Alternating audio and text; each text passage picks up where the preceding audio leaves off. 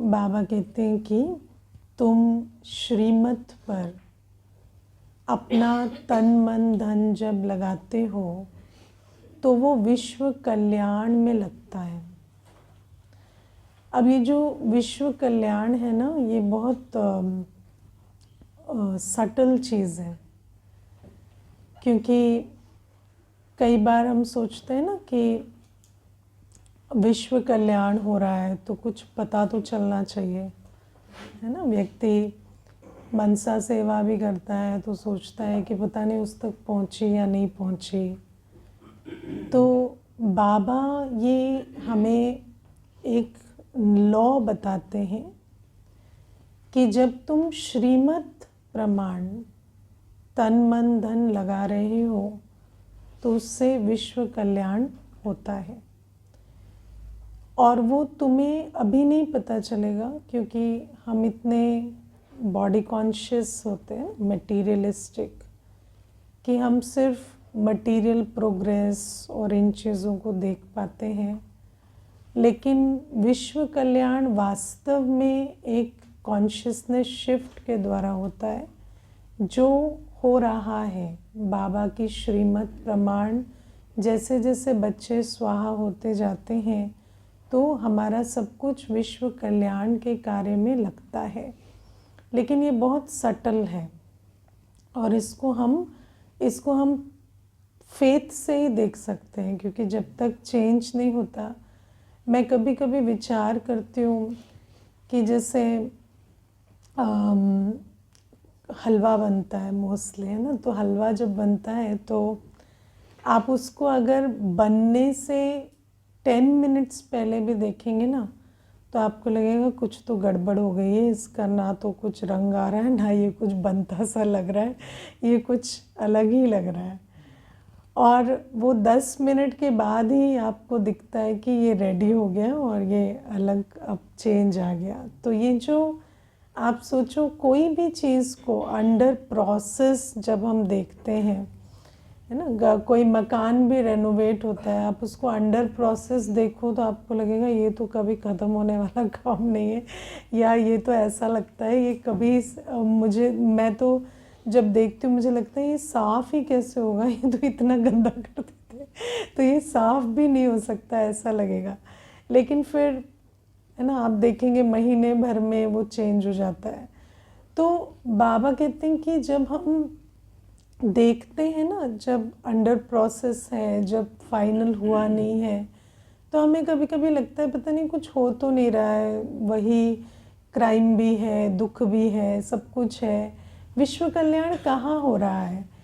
लेकिन बाबा कहते कि जब ये तुम समझो कि शिव बाबा भगवान, है ना, ज्ञान का सागर तुम्हें बता रहे हैं कि तुम जो भी कुछ तन मन धन ईश्वर श्रीमत प्रमाण ईश्वरीय डायरेक्शन पर लगा रहे हो, क्योंकि अब कोई ऐसी बात नहीं है कि हम कोई मनुष्य के कहने से कुछ कर रहे हैं।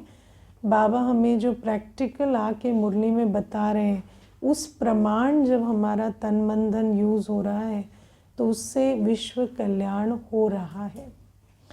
और एक एक आत्मा जब पावन बनती है और पावन बनाती है तो उसके आसपास जो वायुमंडल है वो शिफ्ट हो रहा है। लेकिन धीरे धीरे इसका जो प्रैक्टिकल स्वरूप दिखाई देगा, जो बाबा कहते हैं कि अंत में वो जो दो फोर्सेस हैं, है ना, विश्व परिवर्तन के, जो कंस्ट्रक्टिव फोर्स तुम जनरेट कर रहे हो और जो विनाश वाले डिस्ट्रक्टिव फोर्स जनरेट कर रहे हैं, वो आपस में टकराएंगे और फाइनली परिवर्तन हो जाएगा। परिवर्तन होने में टाइम नहीं लगेगा। लेकिन बाबा कहते हैं ये जो इस समय तुम्हें इसमें भी निश्चय रख के चलना पड़ता है ना, क्योंकि कई बार आप शुभ भावना भी दे रहे हैं या कोई भी चीज़ कर रहे हैं तो आपको लगता है पता नहीं इसका रिज़ल्ट तो कुछ दिख नहीं रहा या आ नहीं रहा। तो बाबा कहते हैं इसमें भी निश्चय बुद्धि होकर हमें चलना पड़ता है। लेकिन ऐसा नहीं है कि ये कोई तुम्हें प्रूफ नहीं मिलेगा, लेकिन थोड़ा तुम्हें धीरज रखना पड़ेगा, है ना। जैसे दुनिया में कहते हैं ना कि मेहनत करेंगे तो फल पाएंगे। अब मेहनत तो बहुत समय करते हैं, फल तो अल्टीमेटली आता है ना। तो उस समय पर व्यक्ति कहता है कि इन्होंने मेहनत की इतने सालों तो फल मिला, हमने नहीं की, उस समय हमें लगा मेहनत करने की क्या ज़रूरत है। तो ऐसे ही बाबा कहते हैं ये विश्व कल्याण में तुम्हारा तन मन धन लगता है, तुम्हारा कुछ भी ज़ाया नहीं जाता, जो भी तुम श्रीमत पर करते हो उसका तुम्हें एवज़ा मिलेगा।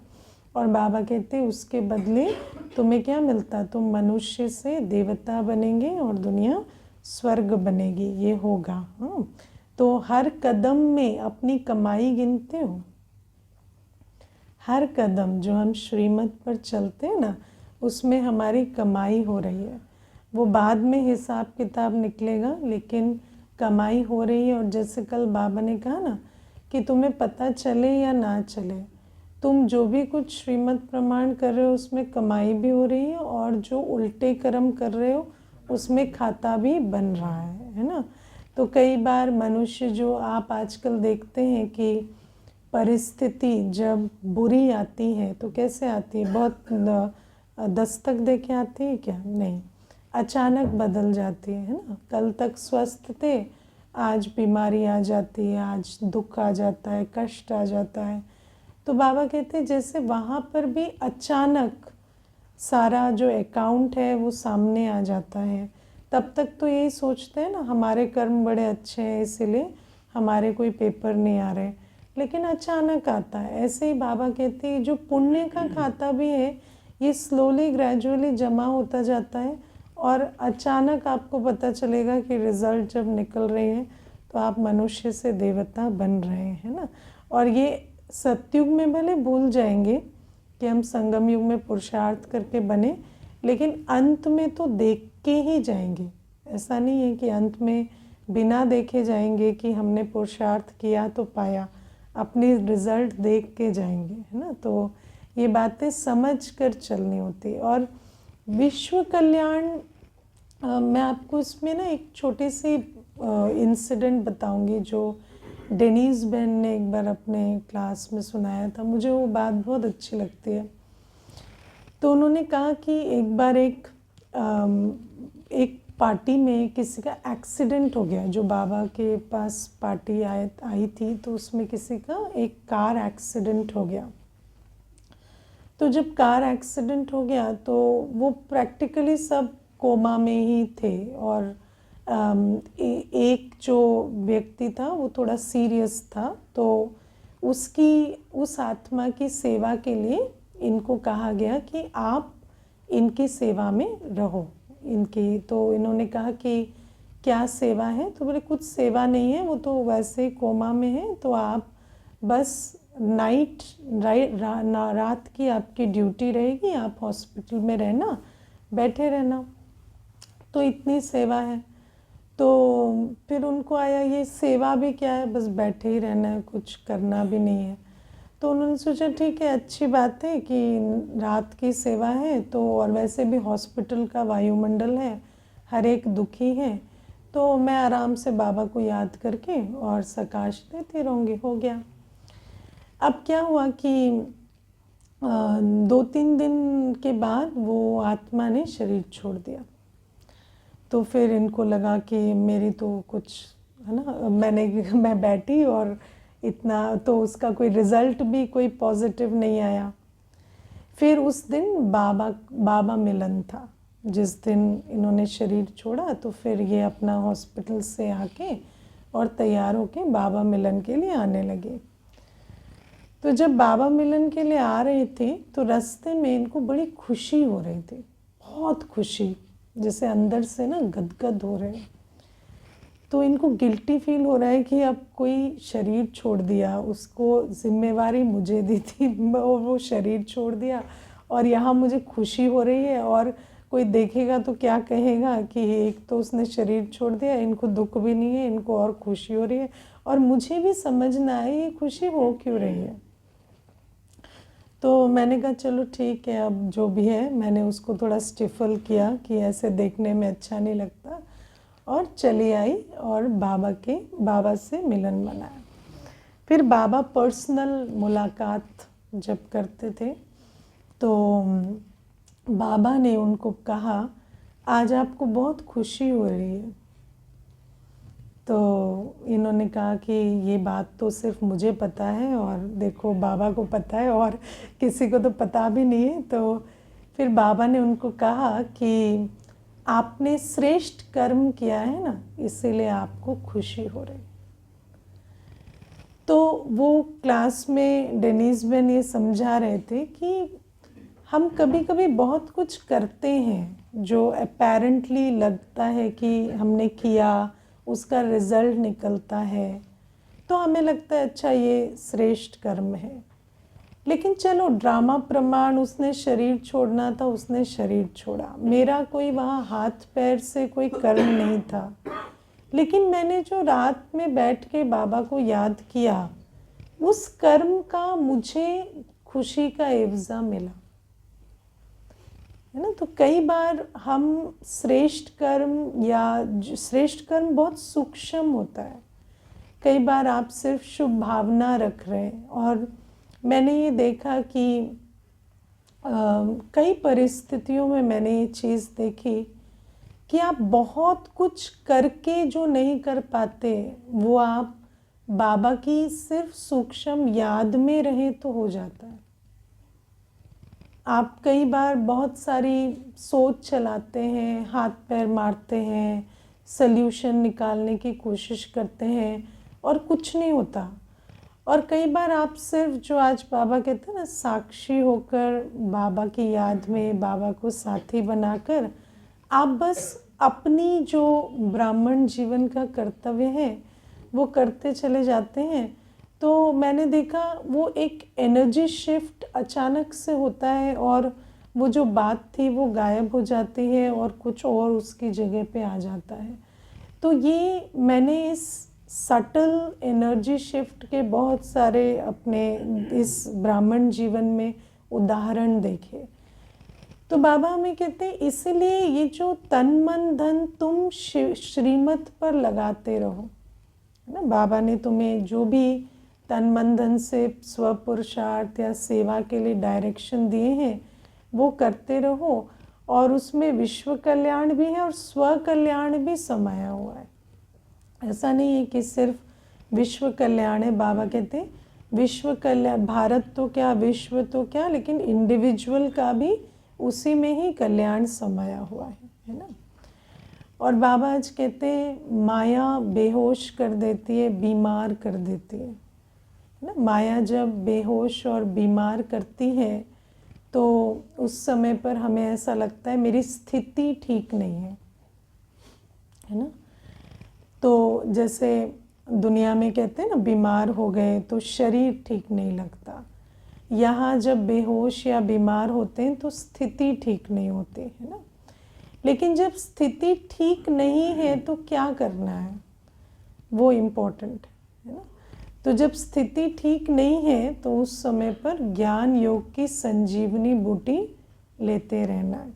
क्योंकि मोस्टली ऐसा होता है कि जब स्थिति ठीक नहीं होती तो हम ज्ञान योग की संजीवनी बूटी से दूर चले जाते हैं, है ना। और फिर माया ने बेहोश करने के बाद मार ही डाला, पता ही नहीं चलता, है ना। मैं ऐसे कईयों को देखती हूँ रोज़ आने वाले जो बिल्कुल रुक गए।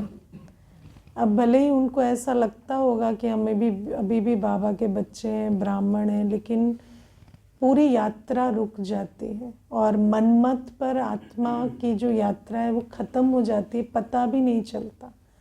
उनको लगता है कि हम चल रहे हैं, हम कर रहे हैं, लेकिन ऐसा कुछ नहीं है ना। अगर इतना चल रहे हैं, इतना कर रहे हैं तो ऐसा आपने जो बोलो एक्चुअली सच्चाई तो है, पर ऐसा क्यों होता है कि जो उस टाइम होता है उसे लगता है अरे कौन बाबा को याद करे, कौन याद करे, पहले मुसीबत से निकले। हाँ, तो ये इसीलिए देखो ऐसा, क्योंकि हमारी जो ये संस्कार है ना, जब अच्छा नहीं लगता तो मेहनत नहीं करना चाहते या उस समय पर हमें उमंग नहीं आता। लेकिन इसीलिए बाबा कहते हैं, मैंने एक बार एक ब्लॉग इस पर लिखा था, क्रिएट गुड ओल्ड हैबिट्स, है ना। क्योंकि दुनिया में कहते हैं कि हैबिट्स डाई हार्ड। तो मनुष्य की जो आदत होती है, जो संस्कार होता है, वो चाहे कैसी भी परिस्थिति हो, संस्कार। व्यक्ति देखो डायबिटिक हो जाता है, डॉक्टर उसका बता रहा है तुम्हारा ये लेवल हो गया है डायबिटीज़ का, फिर भी चीनी खाना नहीं छोड़ता, है ना। मरे तो मरे, चीनी खा के मरे कहते हैं। मैंने ऐसे कहते सुना है लोगों को, है ना। मरूंगा तो केक खा के, आइसक्रीम खा के मरूंगा, तो ऐसे भी कहते हैं ना। तो ऐसे ये आदत कितनी बड़ी चीज़ होती है कि आपको भय और हर प्रकार की भावना से ऊपर ले जाती है ना। तो बाबा हमें कहते हैं ऐसे ही इतना संस्कार बना लो, ये जो श्रीमत पर चलने का इतना संस्कार बना लो कि ये संस्कार तुम्हारे काम आए, और वास्तव में संस्कार ही काम आएगा। वास्तव में अंत में संस्कार ही काम आएगा, क्योंकि आपको अभी जैसे हम श्रीमत पर जब भी करते हैं कुछ, तो क्यों करते, सोच समझ के करते हैं ना। हम सोच के उठते हैं कि अमृत वेला उठना चाहिए, है ना। अच्छा, अमृत वेला तो उठना चाहिए, लेकिन अमृत वेला अगर ना उठे तो कितने बजे उठना चाहिए वो आपको सोचना नहीं पड़ता, वो आपका संस्कार है। तो अमृत वेला संस्कार क्यों नहीं है, दैट इज द क्वेश्चन, है ना। तो बाबा हमें कहते हैं, और बाबा मुरली सुनना ऑप्शनल क्यों है, संस्कार क्यों नहीं है। आज दुनिया में ऐसे लोग हैं जो बेड रिडन होते भी रोज़ न्यूज़पेपर पढ़ते हैं, न्यूज़पेपर के बिना नहीं रहते, या कोई कुछ और पढ़ता है, कोई अपना शास्त्र पढ़ता है, ग्रंथ पढ़ता है। तो आत्मा संस्कार तो बनाती है ना। तो बाबा कहते हैं ये जो सब कुछ तुम करते हो ये संस्कार बन जाए, और जब संस्कार बनेगा ना तभी हम निरंतर कर सकेंगे, है ना। देखो व्यक्ति सोचता है कि आज अच्छा नहीं लग रहा तो बाबा को याद नहीं करता, या अमृत वेला सो जाता हूँ, या मुरली मिस कर देता हूँ। लेकिन ऐसे थोड़ी सोचता है कि आज ऑफिस नहीं जाता हूँ, खाना नहीं खाता हूँ, या मैं बच्चों से बात नहीं करता हूँ, या कमरा बंद करके, है ना, सबको बाहर कर देता हूँ, ऐसा तो नहीं सोचता। तो जैसे वो नेचुरल है हमारे लिए, बाबा कहते इतना ये संगम युगी जीवन नेचुरल होना चाहिए, है ना। जीना यहाँ मरना यहाँ इतना होना चाहिए, है ना। इसी को कहते हैं निर्विकल्प अवस्था। निर्विकल्प माना और कोई ऑप्शन नहीं है ना। मुझे तो कोई बात होती है तो कहते हैं आप क्या करेंगे, तुम वही करेंगे जो करते हैं, और क्या करेंगे, और तो कुछ आता नहीं है ना, और कुछ आता नहीं है, और कुछ पता नहीं है, तो यही करेंगे, है ना। तो बाबा कहते कि ये जो ज्ञान योग की संजीवनी बूटी है, वो भी संजीवनी बूटी लेकर कौन आए, हनुमान, है ना। तो महावीर होंगे तब तो जाके वो ज्ञान योग की संजीवनी बूटी आएगी, और फिर सुरजीत होंगे। और मैंने अब इस यात्रा में यही देखा कि आपको ऐसा लगेगा कि बहुत बड़ी बात हो गई, या आप अपसेट हो जाएंगे, या परेशान हो जाएंगे, या दुखी हो जाएंगे। लेकिन जब आपने अपनी जीवन को ऐसा निर्विकल्प बना दिया ना कि बस यही है, अब कितने बजे उठना है तो 4 ही बजे उठना है, या क्या करना है तो मुरली ही सुननी है, मुरली ही पढ़नी है, मुरली ही सुनानी है। तो जब ये हाल हो जाता है ना, तो फिर आप उसी में ही ठीक भी हो जाते हैं, कोई ऐसे कुछ एक्स्ट्रा नहीं लगता। मतलब आप वही करते करते आप 2 दिन में देखेंगे आपकी स्थिति भी ठीक है, बात भी ठीक है, सब ठीक है। तो बाबा कहते हैं ये जो माया बेहोश करती है और माया ठीक करती है ना। तो ये माया की से ठीक होना है, उस बेहोशी से निकलना है। तो बात कोई परिस्थितियों की नहीं होती, बात होती है जो अंदर ट्रिगर हुआ है उसको शांत करना है। क्योंकि दुनिया में तो आज बहुत कारण है दुख के, दुनिया में कोई दुख का एक कारण नहीं है, दुनिया में आज बहुत सारे दुख के कारण हैं। पर क्या आप सब कारणों से दुखी हैं? आप एक पर्टिकुलर कारण से दुखी हैं, and that is Maya for you, है ना। तो दुनिया में ऐसा बहुत सारे कारण हैं जिससे आप दुखी हो सकते हैं, लेकिन आप उस पर्टिकुलर कारण से इसलिए दुखी हैं क्योंकि वो आपकी संस्कारों के साथ आपकी किटकिट हो रही है। और जैसे ही आप ये संजीवनी बूटी लेते जाएंगे, और बाबा तो है ही सुप्रीम सर्जन, बाबा को ठीक पता है बच्चे को क्या देना है, क्या समझाना है, तो वो संजीवनी बूटी लेके ठीक हो जाना है। लेकिन अगर हम जो मेरे ड्रामा में है, मानो किसी के ड्रामा में सिर्फ मुरली है तो ठीक है, यहाँ मुरली भी है, मंथन भी है, क्लास भी है, तो हमें वो सारा रेगुलर पैटर्न जो अपना है वो मेंटेन करना है। और अगर हम करते रहेंगे तो वो ठीक हो जाएंगे। और मनमत पर चलेंगे तो धीरे धीरे माया पूरा खा जाती है। बाबा कहते हैं कि माया तो जैसे है ना, चूहे की तरह कुतर जाती है और फिर धीरे धीरे ख़त्म कर देती है और पता भी नहीं चलता। और आत्मा को ऐसा ही लगेगा कि मैं ठीक चल रहा हूँ, लेकिन ख़त्म हो जाती है यात्रा, है ना। तो ये भी बाबा हमें कहते हैं। इसमें जो एक और बात समझने की है वो ये कि हम कई बार हमें एक झटका लगता है या धक्का लगता है ना, कोई भी ज्ञान मार्ग में भी, पुरुषार्थ में भी, चाहे आप पुरुषार्थ में चाहे सेवा में भी बहुत सारी बातें आती हैं, हम उसको पार भी कर लेते हैं। लेकिन कई बार वो जो बातें होती हैं ना, वो एक अंदर ट्रॉमा छोड़ देती है ना। और कई बार ऐसा लगेगा जैसे ये आत्मा जो है चलते चलते अचानक टूट गई, लेकिन अचानक नहीं टूटते। वो जो जड़ जो होती है ना, वो धीरे धीरे कमज़ोर हो गई होती है। विथ एवरी ब्लो वो जड़ कमज़ोर होती जाती है। जैसे जब जड़ कमज़ोर होती है तो आपको पता नहीं चलता ना, पेड़ गिरता है तो पता चलता है। एक पेड़ खड़ा है, जड़ बहुत कमज़ोर है तो भी पता थोड़ी चलेगा। तो कई बार ऐसा लगता है कि बहुत सारे तूफानों से आत्मा निकल गई, लेकिन ये छोटी सी बात से हिल गई, लेकिन वो छोटी सी बात से नहीं हिलते। वो जो हर तूफान है ना, वो धीरे धीरे उसको कमज़ोर करता जाता है। तो इसीलिए ये जो संजीवनी बूटी है, इसको हमें ठीक से समझना है कि मानो कोई बात भी होती है, कोई परिस्थिति आ गई, कोई चीज़ हो गई, तो उस समय पर क्या हम ज्ञान योग की संजीवनी बूटी से ठीक होते हैं, हील होते हैं, या हम बस चलने लगते हैं पर वो कांटा चुभ गया है और कहीं ना कहीं वो अंदर दर्द जो है वो बढ़ता चला जा रहा है। ये हमें चेक करना होता है, क्योंकि जो मेरा अनुभव है ऐसा ही होता है कि जब कोई बात होती है तो पार तो कर लेते हैं, लेकिन वहाँ पर पूरी तरह से ज्ञान योग से अपने आप को ठीक नहीं करते, है ना। तो सब अच्छा है, सब अच्छे हैं, बाबा सबसे मीठा है, ड्रामा वंडरफुल है, वहाँ तक आए नहीं हैं, है ना। अभी जैसे मुझे जब नए भाई बहनें आते हैं तो हम लोग स्पेशली ये क्लास वहाँ पर कराते हैं कि कई बार व्यक्ति कहता है एक्सेप्टेंस, तो कहता है कि हाँ मेरे जीवन में जो भी हुआ मैंने एक्सेप्ट कर लिया।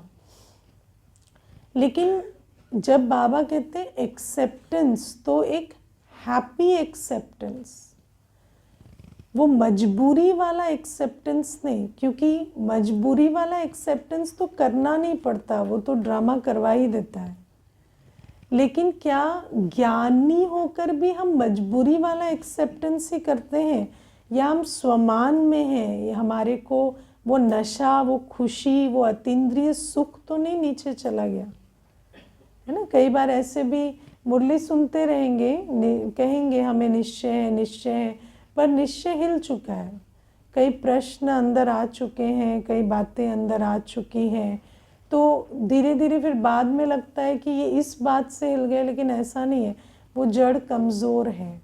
इसलिए अपने आप को बहुत चेक करना है ना। क्योंकि देखो पीछे मुझे एक बार एक भाई आया, तो वो ज्ञान में है, लेकिन जब उसको बीमारी हुई कोई शरीर की, तो वो उस बात को बयान कर रहा था, तो मुझे कहता कि मतलब दीदी देखो अब हो जाता है तो एक्सेप्ट तो करना ही पड़ता है, बाबा है पर ठीक है, बाबा कहता है कि कल्याणकारी है ड्रामा तो कल्याणकारी मान लेते हैं और चलते रहते हैं। तो मैंने उसको कहा नहीं, ऐसे ऐसे नहीं कहता बाबा, कल्याणकारी है, उसको समझो, है ना।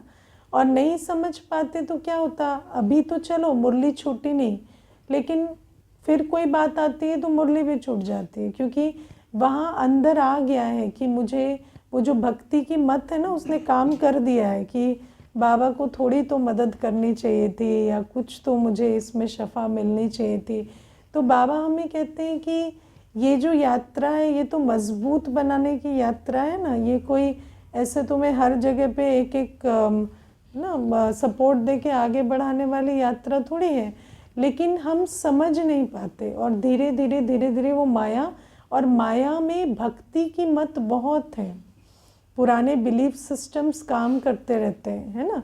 या परिवार भी आप देखो, जैसे हम लोग कहते हैं ये अलौकिक परिवार है, तो हम जैसे बाबा पर निश्चय रखते हैं तो बाबा जो है जैसा है वैसा जानने से निश्चय बैठता है ना, कि बाबा ये नहीं कहता, ये कहता है ना, ये समझना। क्योंकि निश्चय का आधार है ज्ञान, अगर ज्ञान नहीं है प्रॉपर तो हमारा निश्चय ब्लाइंड फेथ हो जाता है, और ब्लाइंड फेथ से फिर हमें झटके लगते हैं, धक्के लगते हैं, सब कुछ होता है। और नहीं तो निश्चय बुद्धि भी हम जिसको कहते हैं वो हम ब्लाइंड फेथ में चल रहे होते हैं।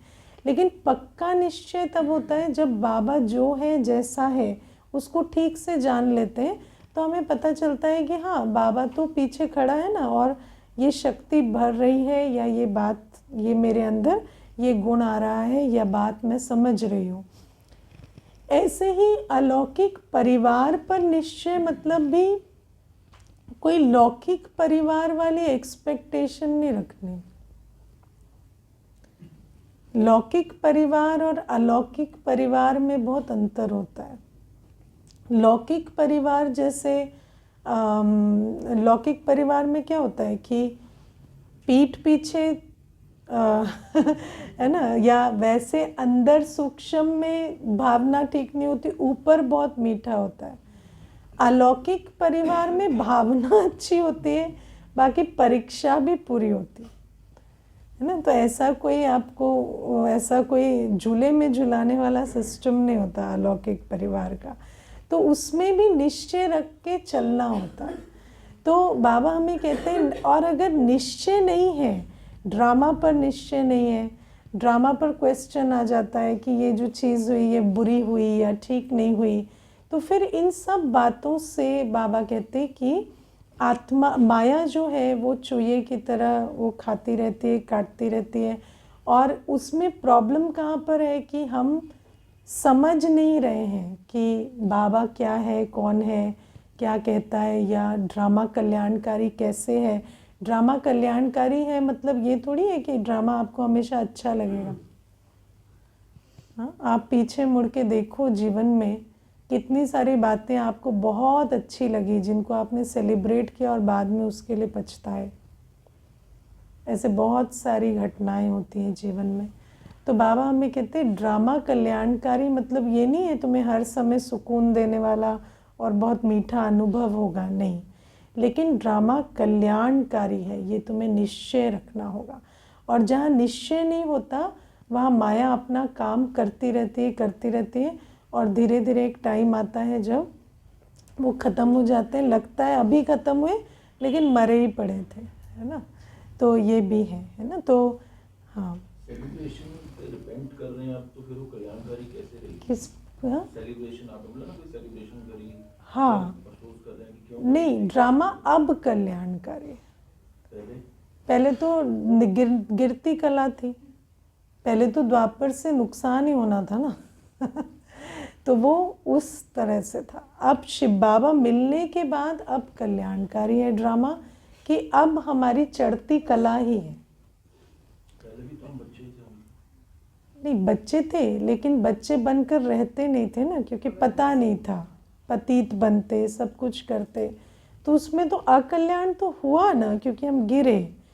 लेकिन उसको भी आज हम कल्याणकारी कहते हैं, क्योंकि गिरते नहीं तो बाबा कैसे मिलता, तो उस हिसाब से हम अब कल्याणकारी कहते हैं। लेकिन वो गिरती कला में होना ही था और वो ठीक है, वो ड्रामा अनुसार वो एक्यूरेट है।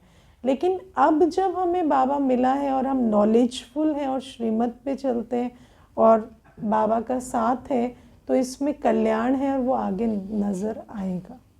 तो ये जो चीज़ है ये हमें समझनी है, ठीक है ना। और पहले क्या है कि कोई बात होती तो उसमें ट्रॉमा लेने के सिवाय हमारे पास कोई सल्यूशन ऑप्शन नहीं था, क्योंकि हमारे को और कुछ कोई दृष्टिकोण हमारा था नहीं। लेकिन अब तो हम किसी भी बात को ज्ञान स्वरूप होकर देखते हैं तो हमें पता चलता है हमने ये सीखा या ये समझा या ये अनुभव मिला, तो उस प्रकार से भी कल्याणकारी है। तो ये भी आज बाबा हमें कहते हैं कि संजीवनी बूटी जो है वो लेते रहो और सुरजीत हो जाओ, है ना। ऐसा नहीं आधे मरे हैं और ज्ञान योग तो चल रहा है लेकिन नेमीनाथ, है ना। बाबा की मुरली को ठीक से समझेंगे, शक्तिशाली याद में बैठेंगे, तो हमारे अंदर के वो जो दाग धब्बे पड़े हैं ना उन सिचुएशन के प्रभाव से वो धुल जाएंगे। नहीं तो क्या होता, उनको हम कैरी फॉरवर्ड करते जाते हैं और कमज़ोर हो जाते हैं। तो ये हमें ध्यान देना है कि हम अनुभवी बन रहे हैं या ट्रॉमेटाइज्ड बन रहे हैं। क्योंकि मैंने जो देखा है कि अगर ठीक से नहीं समझते तो मेजॉरिटी ब्राह्मण भी ऑन द वर्ज ऑफ गिरने के ही रहते हैं मतलब पता नहीं आज गिर जाए कल गिर जाए। इसीलिए तो बाबा कहते हैं ना, अंत में जब तूफान आएंगे तो पत्ते झड़ जाएंगे, है ना, क्योंकि ऑलरेडी कमज़ोर होके चल रहे हैं। तो ऐसे भी बहुत होते हैं। हाँ, जैसे आपने अभी ट्रॉमा की बात करी और उसकी बात करी, तो 2 साल पहले मेरा daughter was 2 years old, she was hospitalised, she was in ICU, ventilator पे चली गई बिकॉज़ ऑफ फेब्राइल सीजन। अब उस टाइम जो ड्रामा हुआ, वो 2 साल के बच्चे तो कोई ऐसे कोई कर्म नहीं किए, वो हमारे कर्मों की वजह से उस बच्चे पे इफेक्ट पड़ा या नहीं वो देखो क्या है ना कि उस टाइम फिर ये लगा भगवान हमारे साथ क्यों कर रहा है। फिर उस टाइम तो भक्ति से भी दूर हो गया था। हाँ, तो वो जो होता है, अब हम सोचते हैं कि अब देखो बोलूँगी तो अच्छा नहीं लगेगा लेकिन मैं आपको एक बहुत छोटा सा एग्जाम्पल देती हूँ। अब जैसे अभी वो निर्भया का केस हुआ, ठीक है। अब वो जो व्यक्ति है वो भी तो एक आत्मा है ना। अब वो आत्मा को इतना उसके कर्म का भी, फिर ये भी नेगेटिव एनर्जी, कितना कुछ मिला। अब जब वो शरीर छोड़कर जन्म लेगा तो क्या बनेगा, बच्चा ही बनेगा ना। तो बच्चा है लेकिन कार्मिक अकाउंट क्या है, बहुत सारा है। अब उस समय पर हम पूछेंगे इस बच्चे के साथ, आजकल बहुत सारी बातें हो जाती हैं ऐसी जो हमें लगता है कि बच्चों के साथ ऐसे हो गया ऐसे हो गया। तो अगर हम नाम ले लेते हैं बच्चा ये वो, तो कहने में भी अच्छा नहीं लगता, सुनने में भी अच्छा नहीं लगता। लेकिन अगर आप साक्षी होकर देखें तो कर्म की गति तो काम करती है ना। और हम आत्माएं सब 63 जन्मों में विकारों की दुनिया से आए हैं। तो कोई भी आत्मा ऐसी तो नहीं है ना जिसका कार्मिक अकाउंट नहीं है। और आजकल तो आप देखो, ये तो आप एक सिचुएशन आई गई, आजकल तो बच्चे जन्म से क्रॉनिक इलनेस लेके जन्म होते हैं, है ना, दिल में छेद है, कोई ऐसी बात है। तो उस समय पर हम कोई ऐसे नहीं कहेंगे कि इनके कर्मों का हिसाब है, वो कहने में अच्छा नहीं लगता, लेकिन उसको हम ड्रामा कहते हैं और फिर हम उसके बारे में जो कर सकते करते हैं। लेकिन ज्ञान यही है कि हर चीज़ के पीछे कर्म का हिसाब किताब तो है, लेकिन उसको कर्म कूटने से कोई फ़ायदा नहीं है। तो अभी मैं कहती रहूँ मेरे पता नहीं क्या कर्म है जो ऐसा हुआ, तो उससे कोई फ़ायदा नहीं है। तो हम वहाँ पर कहते हैं ये ड्रामा है, ये प्रीडेस्टिन्ड है। But predestined by what?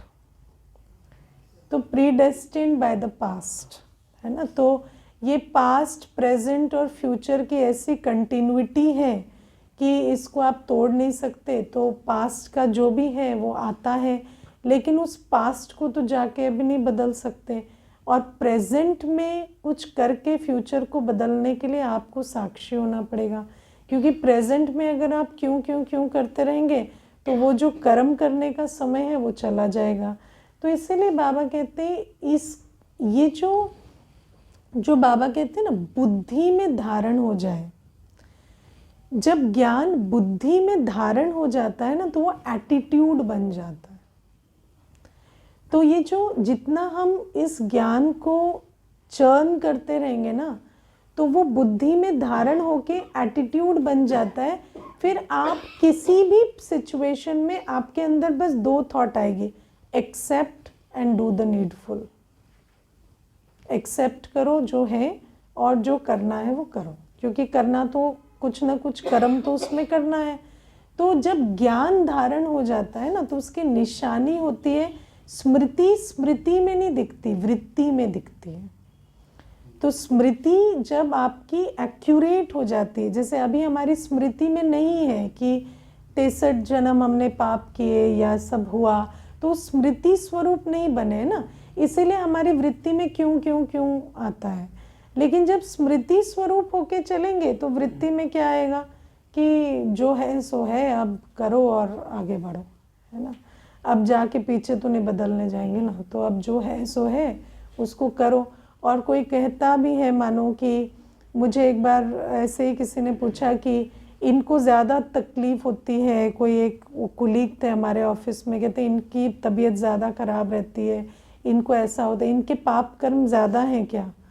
तो मैंने कहा वो हम एंड ऑफ लाइफ में बात करेंगे कि किसके क्या है, क्योंकि अभी आपको लगता है कि हमारे ठीक है या ऐसा है, पर वी रियली डोंट नो तो कब क्या चीज़ इमर्ज हो जाती है। तो इसीलिए अब हम इस तरह से नहीं सोचते। मैंने ऐसे बहुत ब्राह्मणों को भी देखा है जो जज करते कि इनको तकलीफ़ आती है या ऐसा होता है तो वो इनके कार्मिक अकाउंट ज़्यादा है। इस तरह से ज्ञान नहीं समझा जाता। ज्ञान एटीट्यूड में दिखता है, और ज्ञान का एटीट्यूड होता है एक्सेप्टेंस एंड श्रेष्ठ कर्म, है ना। तो आपको एग्जैक्टली पता होता है कि जो है, बाबा कहते हैं ना, बीती को बिंदी, आपका एक भी संकल्प क्या क्यों का ना चले, और मुझे क्या करना है वो आप एग्जैक्ट एक्यूरेट कर सके, उसको कहते हैं ज्ञान स्वरूप अवस्था। हाँ, बीती को बिंदी, एकदम फुल स्टॉप, और जो आपको अभी करना है वो आपको एकदम एक्यूरेट टचिंग हो कि मुझे ये करना है और ऐसे इससे डील करना है ना। और दुनिया में ऐसी कोई भी बात नहीं है जो डील करने से पार नहीं होती। There is nothing which you can not face और डील विथ। हाँ, वो जो, हाँ, और act timely and act accurately, क्योंकि माया क्या करती है ना, आपकी टाइमिंग बिगाड़ देती है, आपसे 2 विकर्म करा देती है, उसके बाद आप एक्ट भी करते हैं तो उसका कोई फ़ायदा नहीं होता। तो जिसको हम एक्यूरेट एक्शन कहते हैं ना, वो ज्ञान स्वरूप अवस्था की कमाल है ना। तो बाबा ये हमें समझाते हैं कि संजीवनी बूटी लेते रहो और आगे बढ़ते रहो, क्योंकि अगर ज्ञान योग नहीं है, संजीवनी बूटी नहीं है, तो बेहोश से मरने में समय नहीं लगेगा। इसीलिए बाउंस बैक विथ, मुझे एक बहुत अच्छा लगा, एक माता थी, उसको कैंसर हुआ, बहुत स्ट्रगल हुआ, सब कुछ हुआ। उसके बाद एक दिन आई तो मैंने उसको पूछा आप ठीक हो? तो कहती पहले से बहुत बेहतर हूँ, मुझे बाबा मिला इस दौरान, मैंने पेन भी देख लिया और भगवान को भी देख लिया, अब और कुछ देखने को नहीं है। तो मैंने उनको कहा कि आपका ये एटीट्यूड आपको बहुत आगे लेके जाएगा, है ना। तो ये जो हमें समझना है कि कोई बात आई, दुख लेना कलयुग की कला है ना। दुख लेना कलयुग की कला है, जो हमने रावण से सीखी। आज बाबा ने कहा ना, बाप गुण देते हैं, रावण अवगुण देते हैं, तो ये हमने रावण से सीखा।